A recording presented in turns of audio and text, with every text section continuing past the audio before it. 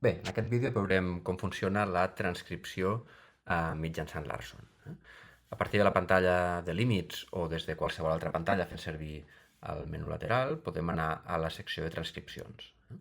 Aquí, com a la resta de seccions, doncs el que veiem és un llistat amb totes les tasques de transcripció que s'han fet, la durada, el seu estat, data i hora de creació, i si volem editar-les o descarregar les transcripcions. Per descomptat tenim també un cercador i tenim una opció per filtrar els articles segons estat.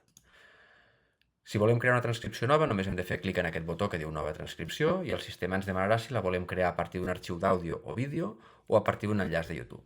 Jo en aquest cas la faré a partir d'un enllaç de vídeo. Per tant, marco aquí.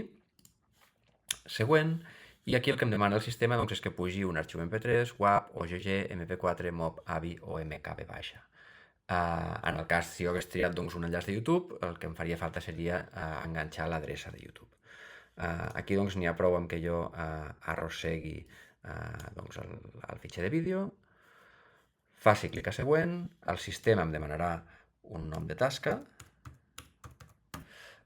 i un idioma. De la mateixa manera que passava les transcripcions, sempre que puguem especificar l'idioma, millor, però si no n'estem segurs o si el vídeo o l'àudio que estem transcrivint té més d'un idioma, és a dir, hi ha persones que parlen diferents idiomes, podem marcar automàtic. Jo ara seleccionaré català.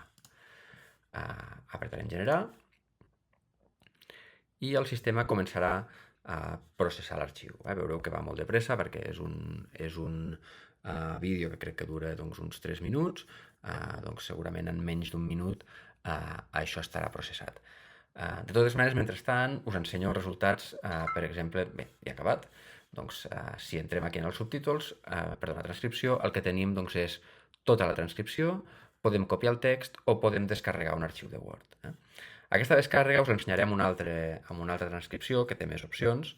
Si anem, per exemple, a una roda de premsa, aquí podem descarregar i el que fa el sistema és ens descarrega un arxiu zip, que si l'obrim,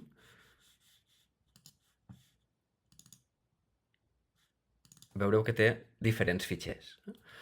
El primer de tots, el que es diu roda de premsa, com la tasca, si jo l'obro amb el Word, doncs simplement el que té és la transcripció. D'acord? En tinc un altre que es diu roda de premsa time. Aquest, si l'obro, és la mateixa transcripció però té codis de temps. El que ens diu doncs, és que aquesta frase passa entre el segon 5 i el segon 8. Es diu entre el segon 5 i el segon 8. Doncs aquest és interessant, per exemple, si volguéssim tallar vídeos, no? O volguéssim extreure frases d'aquests vídeos. No? La següent és aquesta que diu diarized. Aquest diarized, la transcripció, el que té és un color per cada parlant. Per tant, bé, aquí si us hi fixeu, doncs gràcies, castellà, hi ha diferents idiomes, però cada persona que parla, aquí hi ha molts colors perquè era una roda de premsa, doncs estan amb un color diferent. I després en tenim un altre que combina la identificació de parlant amb els codis de temps. D'acord?